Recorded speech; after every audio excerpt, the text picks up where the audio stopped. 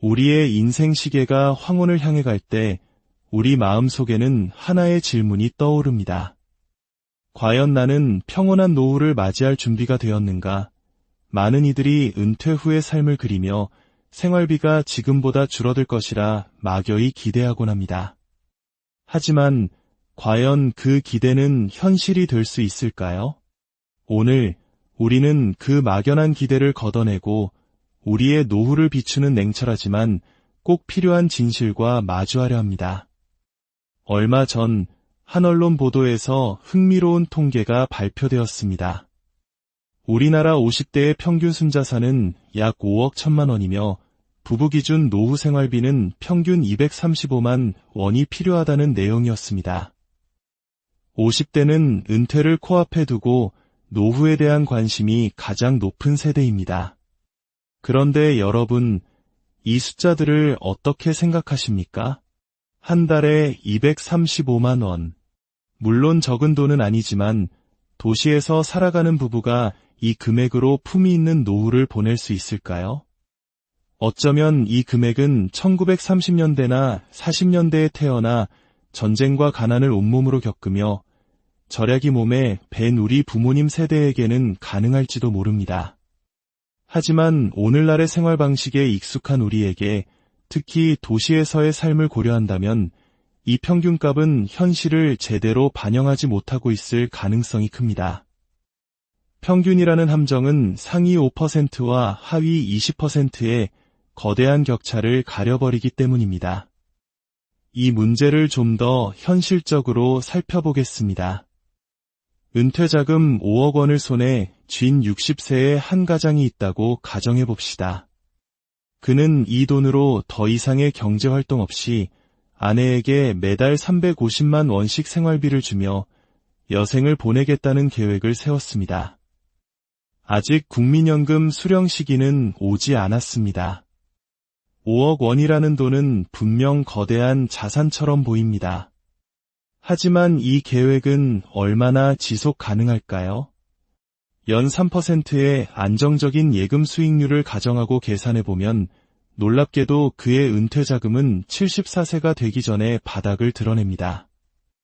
100세 시대의 74세라는 나이는 결코 인생의 종착역이 아닙니다. 그렇다면 수익률을 2배로 높여 연 6%의 수익을 낸다고 가정해볼까요? 6%의 수익률은 예금만으로는 불가능하며 원금 손실의 위험을 감수하는 적극적인 주식 투자가 필요합니다.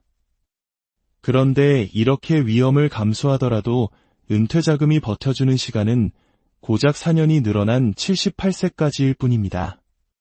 결국 해답은 높은 수익률에 있는 것이 아니었습니다. 진짜 해결책은 저속 은퇴, 즉 속도를 늦춘 은퇴에 있습니다. 과거에 은행 지점장으로 월 700만 원 이상을 벌었던 사람이 은퇴 후 월 150만 원을 버는 일을 하는 것이 자존심 상하는 일이라 생각할 수도 있습니다.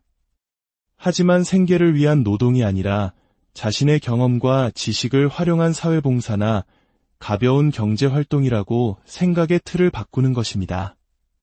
만약 그가 한 달에 150만 원이라도 꾸준히 벌어들인다면 그의 5억 원은 86세까지 든든한 버팀목이 되어줄 수 있습니다. 이것이 바로 소득의 단절이 아닌 점진적인 소득 감소가 노후 준비에 얼마나 중요한지를 보여주는 단적인 예입니다. 많은 분들이 은퇴 후 생활비를 막연하게 현재 순생활비의 1, 5배에서 2배 정도로 생각하곤 합니다.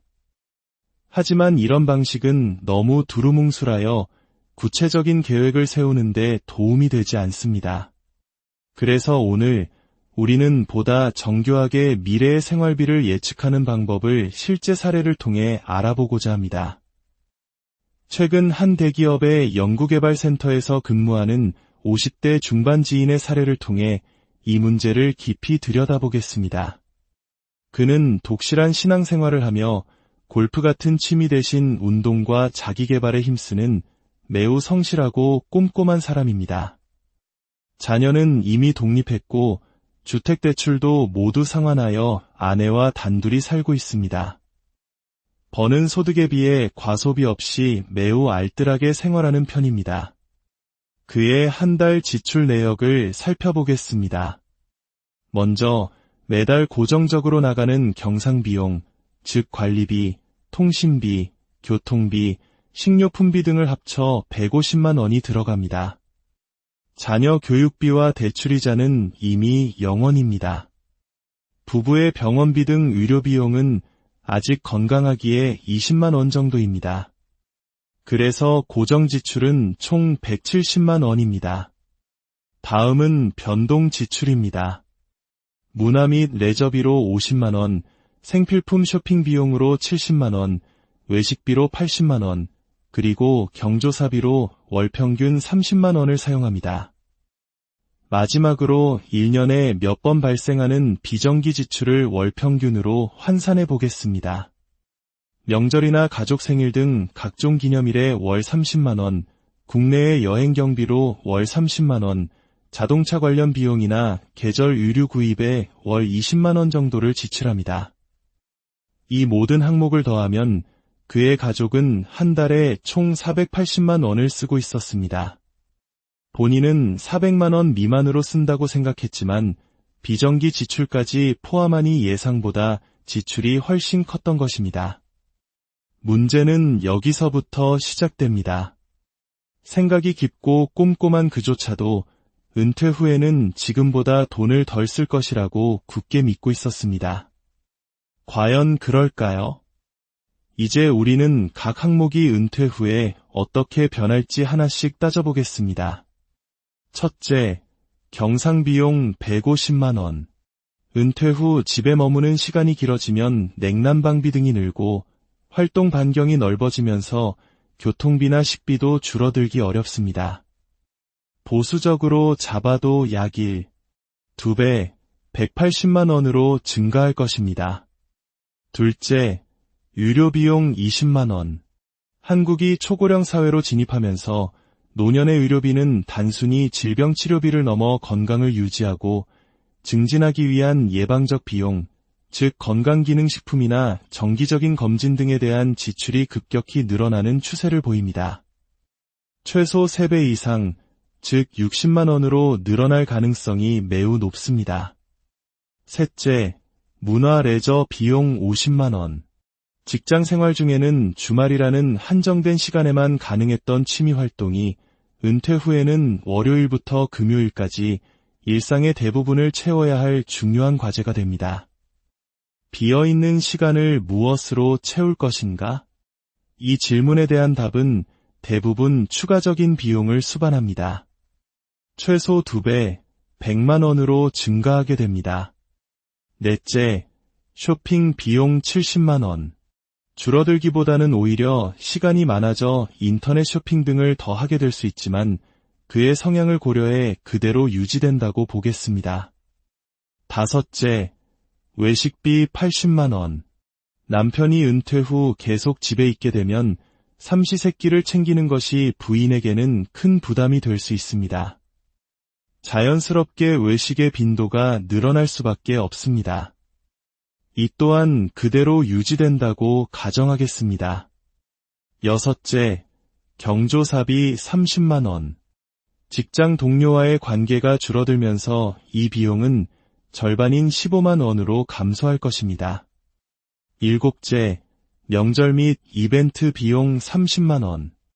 챙겨야 할 직장 후배나 동료가 줄어들기 때문에 이 또한 절반인 15만 원으로 줄어들 수 있습니다. 여덟째, 여행 경비 30만 원. 사실 많은 사람들이 자유롭게 여행을 다니기 위해 은퇴를 꿈꿉니다. 시간이 많아진 만큼 여행에 대한 지출은 늘어나는 것이 당연합니다. 최소 2배, 60만 원으로 증가합니다. 마지막으로 자동차 및 의류 비용 20만 원은 그대로 유지됩니다.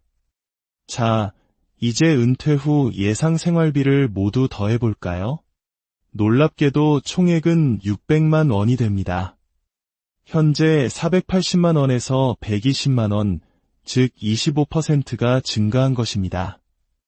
이 사례는 자녀 교육비와 대출이자가 이미 0원이었고 소비 성향이 매우 보수적인 사람의 경우입니다. 만약 여러분의 현재 지출에 교육비나 대출이자가 포함되어 있다면 그 비용이 사라지는 것을 감안하더라도 다른 항목들의 증가폭이 이를 상쇄하고도 남아 총 생활비가 늘어날 가능성이 매우 높습니다. 오늘 우리가 함께 살펴본 이 계산법이 여러분의 미래를 설계하는데 든든한 등대가 되기를 바랍니다. 여러분의 노후 생활비를 예측하는 것은 더 이상 두루뭉술한 짐작이어서는 안 됩니다. 고정 지출, 변동 지출, 비정기 지출로 나누어 현재의 삶을 꼼꼼히 기록해 보십시오. 그리고 각 항목이 은퇴 후에 어떻게 변할지, 증가할지 감소할지를 냉정하게 예측하고 숫자를 기입해 보십시오. 자녀 교육비와 대출이자를 제외한 9가지 핵심 생활비 항목 중 의료비, 문화레저비, 여행경비 등 최소 5가지 항목은 반드시 증가한다는 사실을 기억해야 합니다. 소득은 정점을 지나 점차 줄어들지만 삶의 질을 유지하기 위한 비용은 오히려 늘어나는 인생의 후반전. 이 거대한 변화의 파도를 성공적으로 넘기 위해서는 막연한 낙관이 아닌 철저하고 정교한 계획이 필요합니다. 만약 이 정보가 유익했다면 여러분의 소중한 사람들과 공유하여 지혜를 나눠주십시오. 앞으로도 저희는 여러분의 삶에 깊이를 더하는 통찰력 있는 이야기로 함께하겠습니다. 이 지혜로운 여정에 동참해 주시길 바랍니다. 여러분의 노후가 막연한 불안이 아닌 충실한 준비를 통해 맞이하는 풍요로운 수확의 계절이 되기를 진심으로